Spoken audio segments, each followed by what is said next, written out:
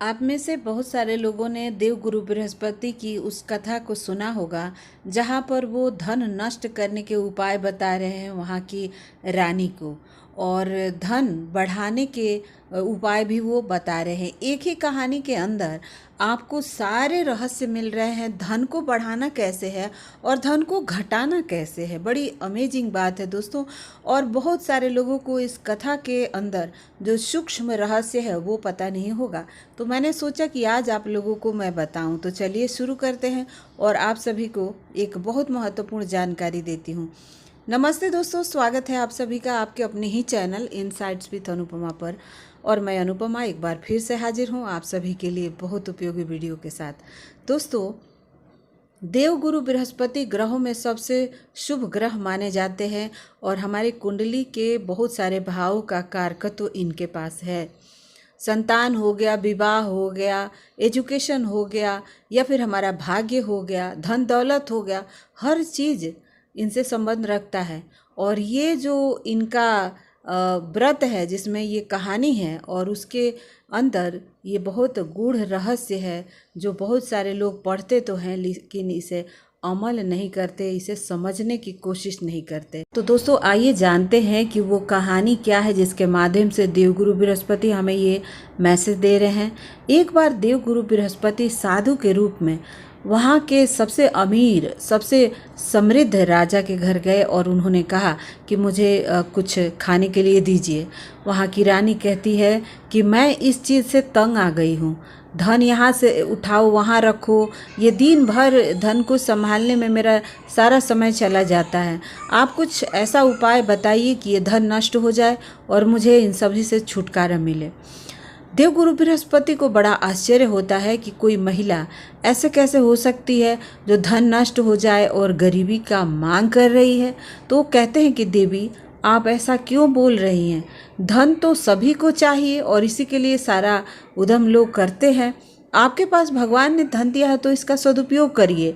तालाब खुदवा दीजिए, कुंवारी कन्याओं का विवाह करवा दीजिए, उन्हें पढ़ाई करवा दीजिए, बाग बगीचे बनवा दीजिए, तालाब बनवा दीजिए। नष्ट होने के लिए क्यों बोल रही हैं? तो कहती है ये सब कुछ भी मुझे नहीं करना है, मुझे इस धन को नष्ट करना है, कोई उपाय बता दीजिए। और तब देवगुरु बृहस्पति धन नष्ट होने के उपाय बताते हैं। कहते हैं कि आप उस दिन अपने राजा को बोलिए कि दाढ़ी बनवाएगा, आप उस दिन सर धोकर नहाइए और अपने घर को पीले मिट्टी से लीपिए। जैसे कि उस समय पोछा नहीं लगता था, लिपने की बात होती थी, तो कथा में कुछ इस तरह का ही है। तो कहने का मतलब है दोस्तों कि जब वो इस तरह की चीज़ें बता रहे हैं तो वो करने लगी और उनका धन नष्ट हो गया। कुछ ही बृहस्पतिवार उन्होंने किया और उनका सारा धन नष्ट हो गया। तो इस कहानी में ऐसा क्या है कि वो धन नष्ट हो गया? देखिए, कहानी में मुख्य बात यह है दोस्तों कि रानी जो थी वो बहुत आलसी थी। लेजीनेस उसके पास इतना था कि वो धन संपत्ति को संभालने के लिए राजी नहीं थी और वो चाहती थी कि मैं सीमित मात्रा में मुझे धन दौलत मिले और उसी में गुजारा करूं, ये सब उठाओ यहाँ वहाँ। यानी कि उसका लेजीनेस ही उसके लिए सबसे ज़्यादा भारी पड़ रहा था। और इस तरह उसने वो काम करके जो देवगुरु बृहस्पति बताए थे, उसने अपने सारे धन को नष्ट कर दिया और खाने के लिए उसे लाले पड़ गए। तब अपनी बहन के पास भेजती है। इधर राजा कहता है कि मैं यहाँ पर क्या करूँगा, मैं दूसरे राज्य में जाता हूँ। राजा दूसरे राज्य में जाकर लकड़ियाँ काट कर बेचता है और उसी से गुजारा करता है। और इधर रानी अपनी बाई को अपनी बहन के पास भेजती है कुछ खाने के लिए, मंगाने के लिए, और देखती है कि उसकी बहन जो है वो बृहस्पतिवार का व्रत कर रही है और फिर वो कुछ जवाब नहीं देती क्योंकि उस कथा में ऐसा नियम है कि उठा नहीं जाता है। फिर वो बाई वापस आ जाती है और उनकी बहन जब पूजा कर लेती है तो उसे याद आता है और फिर भाग कर आती है और वो इनसे पूछती है। ये लोग बताते हैं, फिर इन्हें वो उपाय वही बताते हैं देवगुरु बृहस्पति की कथा करने के लिए, व्रत करने के लिए, और फिर इनके पास वापस धन धान्य हो जाता है।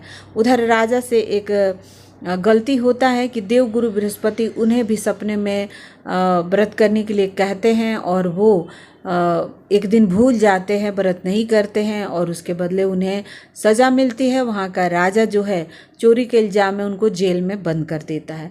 तो कहानी पूरा मैं शॉर्टकट में आपको बता रही हूँ, वीडियो बड़ा हो जाएगा, लेकिन मतलब ये है कि राजा भी लापरवाही किया तो दोबारा उसको जेल जाना पड़ा।